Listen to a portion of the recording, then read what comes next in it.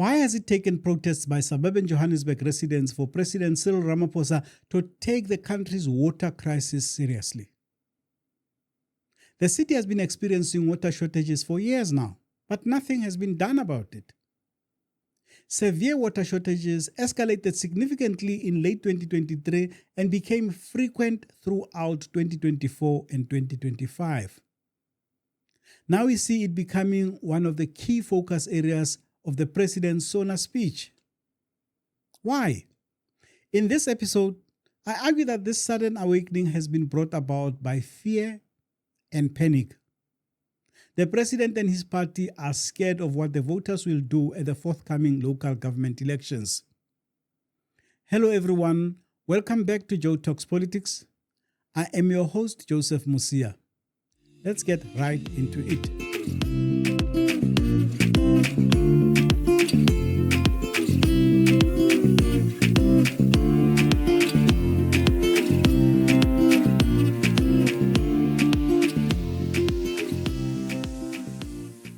In parts of Johannesburg, residents have reported being without water, not for a few hours, not for a day, but for weeks. This crisis is not the result of any natural causes. It is not because the region is facing a drought. It is driven by crumbling infrastructure, power outages affecting pumps, and high demand, among other causes. The main cause of the crisis, however, the colossal elephant in the room, is political instability, cadre misdeployment, and years of neglect in infrastructure maintenance. It has been drilled into our heads long enough to know that South Africa is a water-scarce country. So we can expect to face shortages from time to time. But the problems now being highlighted in Johannesburg have nothing to do with bulk water supply. They have everything to do with poor governance, as Ramaphosa himself acknowledged. In many places, local government administrations are weak, don't have the capacity, and are also governed by patronage rather than by technical capacity and merit. In her most recent report on local government, the Auditor General said, local government is characterized by inefficient accountability, failing service delivery, poor financial management and governance, weak institutional capability and widespread instability. She says that arresting the decline of local government will require our collective action.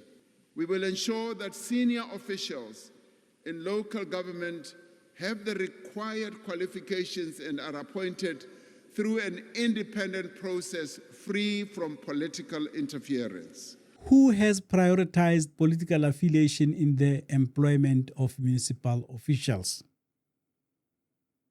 As the president of the ANC, I would not expect Ramaphosa to name the perpetrators of that practice.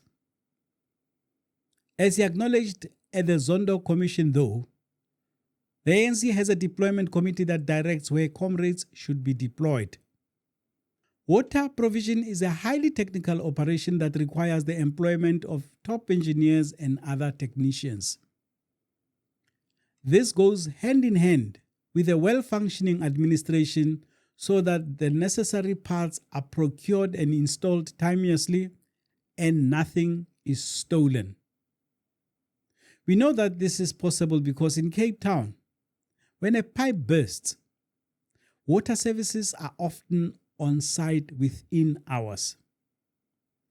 In his State of the Nation address, President Ramaphosa correctly placed the water crisis at the center of government priorities. If a municipality is not willing or able to provide a service to its residents, then it must be done by another structure that can do so. Now, these reforms will address the root causes of the water crisis. In the short term, we need to address the immediate crisis where water outages are being experienced right now. 3 years ago, when we were experiencing daily power cuts, we established the National Energy Crisis Committee to enable a focused national response. We overcame what seemed like an insurmountable challenge by adopting a clear plan and delivering on it. Using the same approach, we will now elevate our response to water crisis to a National Water Crisis Committee, which I will chair. The structure will bring together all existing efforts into a single coordinating body.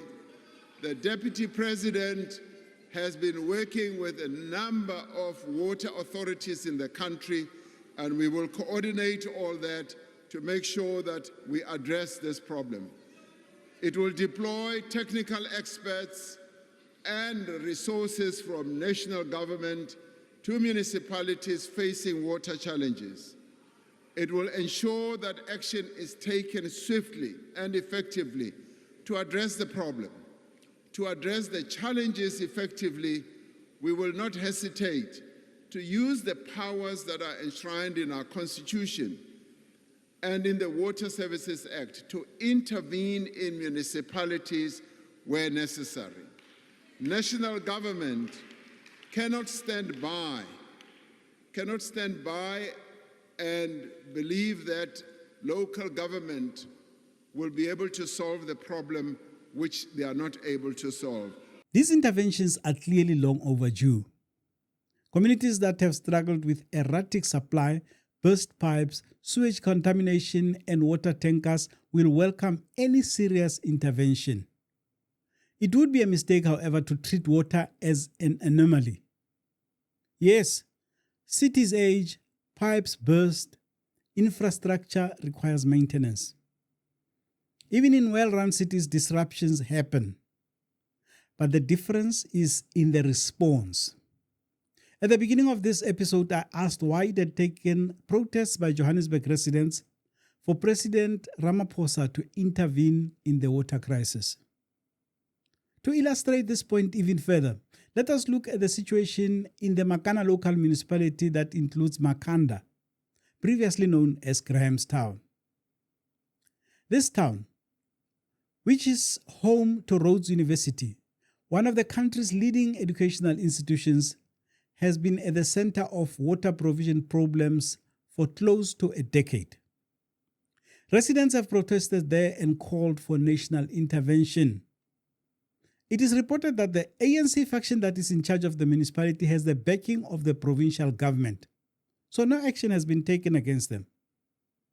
Johannesburg and Makana are just two of the many towns and cities where water provision has been a problem. There can be no doubt that the president and the ANC have their eyes on the coming local government elections. But voters are not stupid. As they have done in the 2024 national elections, as well as the past two local government elections, the ANC is in real trouble. This party has become synonymous with poor governance, corruption, and incompetence. No amount of window dressing will rescue them. So while the voters welcome the intervention by the president and they hope to see these problems sorted out, the ANC should prepare itself for further decline, especially in metros like Johannesburg. The situation would have been different had Ramaphosa and the ANC given this crisis the same attention they did with electricity. And lastly, unlike Gauteng Premier Panyaza Lesufi, ordinary residents are too poor to shower at hotels when their taps run dry. That's all from me, Joseph Musia. This has been another episode of Joe Talks Politics. If you enjoyed it, please don't forget to share, like, and comment on it. If you are not yet a subscriber, please consider doing so. See you in the next one.